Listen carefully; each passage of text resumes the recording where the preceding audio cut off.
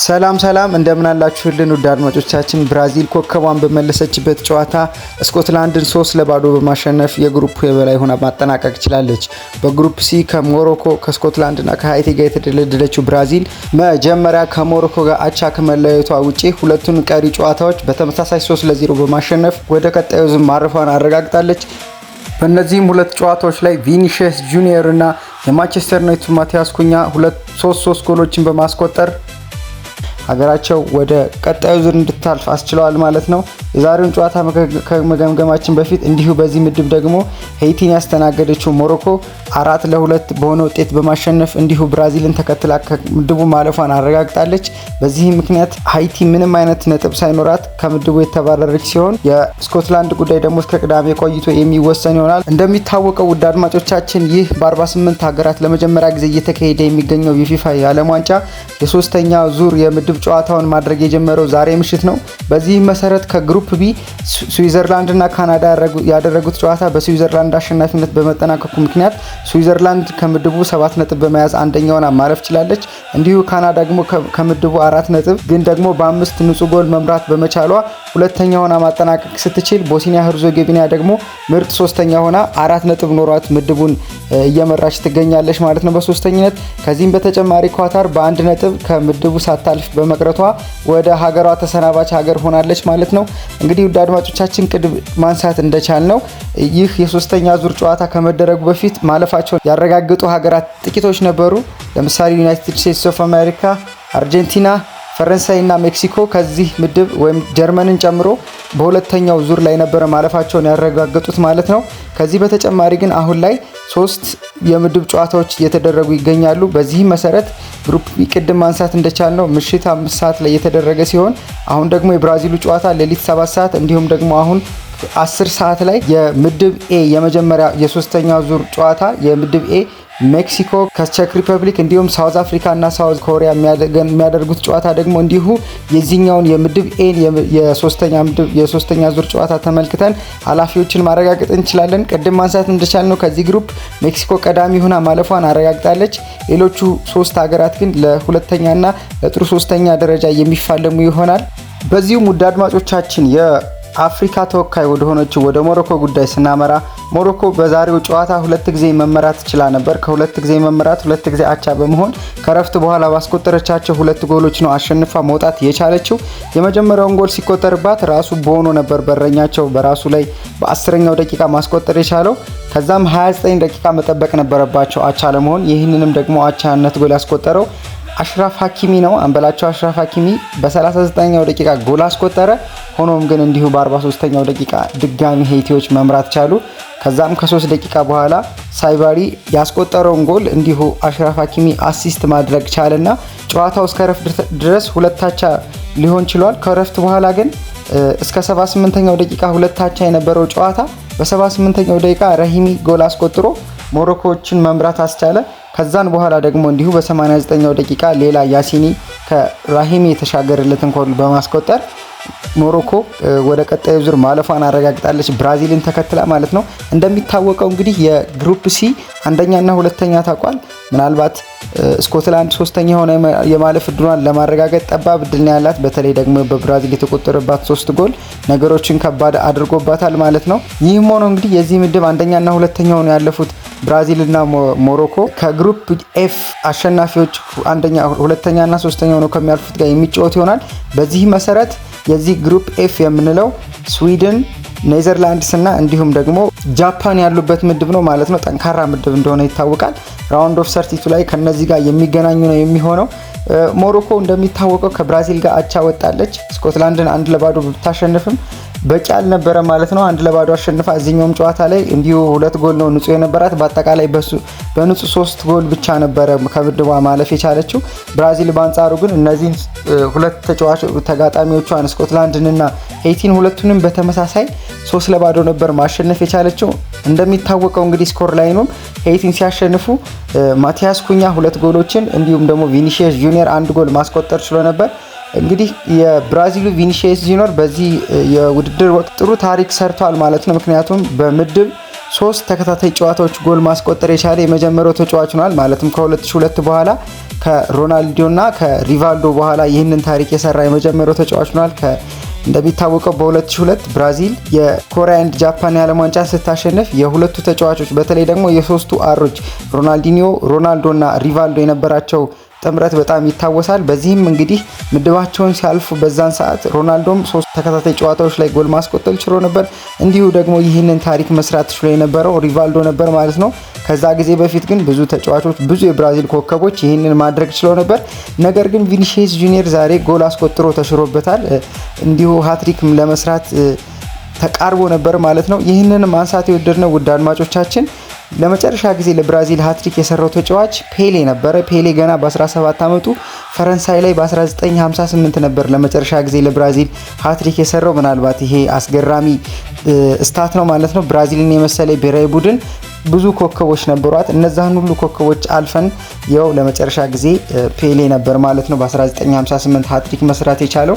እንደሚታወቀው ከኮከቦቹ መካከል አሁን ማንሳት የቻልነው ኤልፊኖሚኖ ሮናልዶ አለ፣ ሪቫልዶ አለ፣ እንዲሁ ሮማሪዮ፣ ዚኮ ብዙ ኮከብ ተጫዋቾች የነበሯት። እንደሚታወቀው ብራዚል ኔይማርን ጨምሮ ብዙ ኮከብ ተጫዋች የነበሯት ሀገር ናት። ግን በዓለም ዋንጫ ታሪክ ሃትሪክ የሰራው ብቸኛው ተጫዋች የ17 ዓመቱ ፔሌ ነበር ማለት ነው። ዛሬ ይህንን ለማስተካከል ቪኒሺየስ ጁኒየር ወይም ደግሞ ለመጋራት ብዙ እድሎችን ፈጥሮ ነበር። እንዲሁም ደግሞ ጎሎችን ለማስቆጠር እድሎች ነበሩት። በዚሁ ወደ ብራዚል ጨዋታ ስናመራ ውድ አድማጮቻችን ብራዚሎች ጎል ለማስቆጠር 7 ደቂቃ ብቻ ነበር የፈጀባቸው።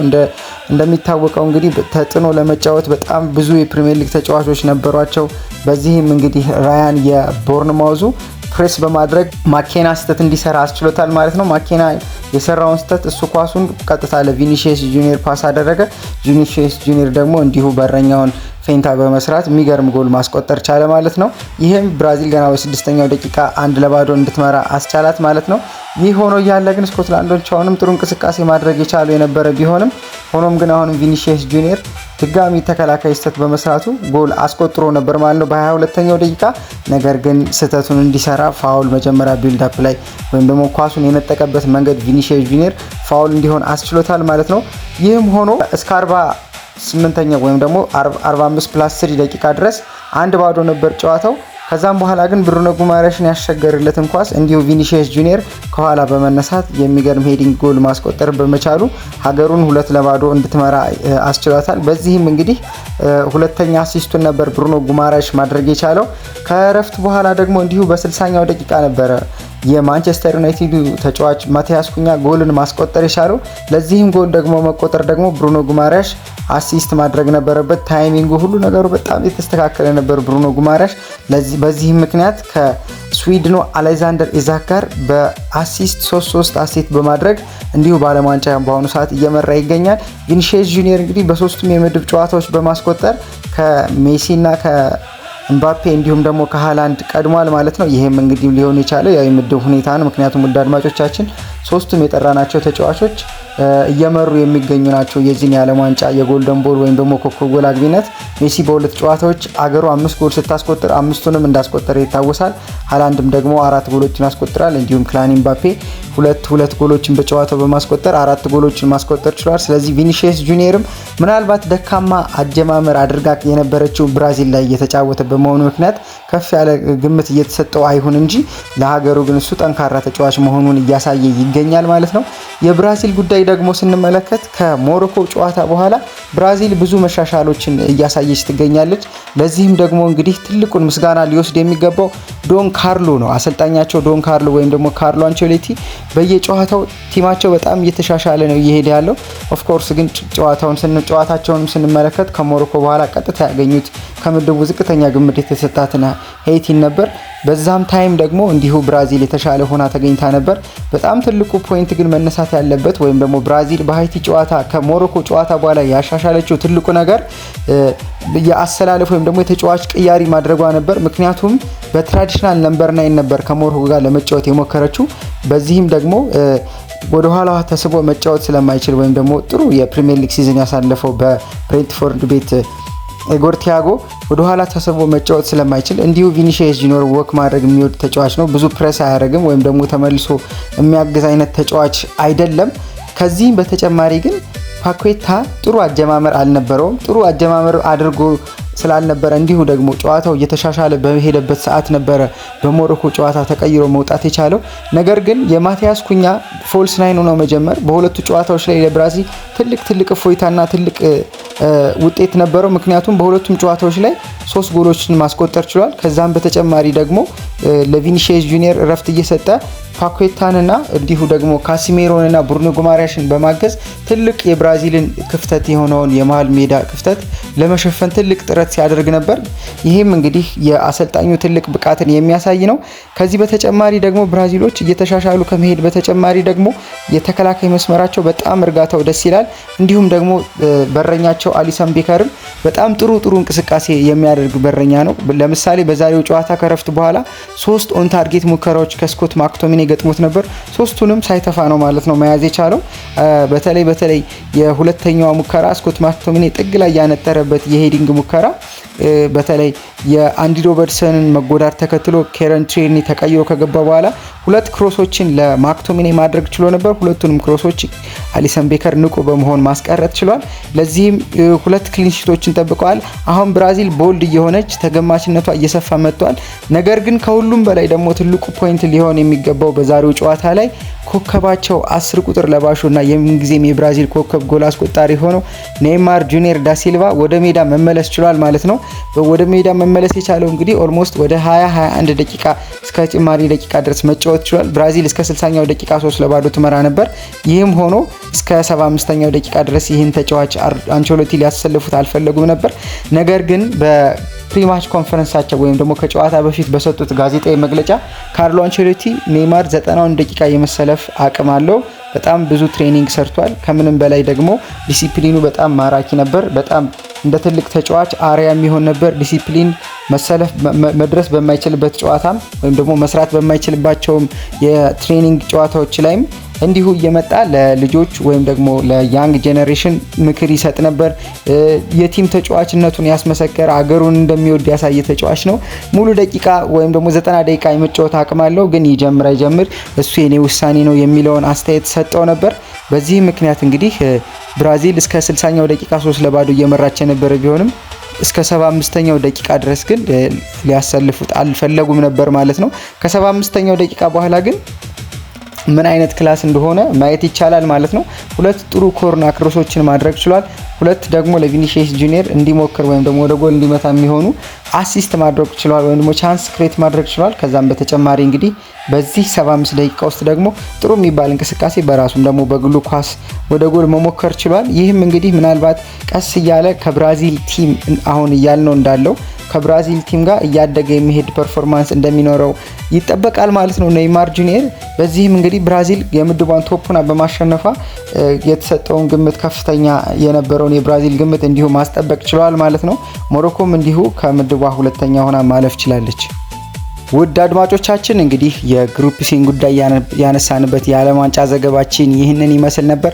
ብራዚል አንደኛ፣ ሞሮኮ ሁለተኛ እንዲሁም ደግሞ በጥሩ ሶስተኛ ለማለፍ ስኮትላንድ ሶስተኛ ደረጃን ይዛ አጠናካለች። አዲሷ አገር እንግዲህ ሄይቲ ከ1974 በኋላ ለመጀመሪያ ጊዜ የተሳተፈችው ሄይቲ ከምድቡ በአንድ ነጥብ ብቻ መባረር ችላለች።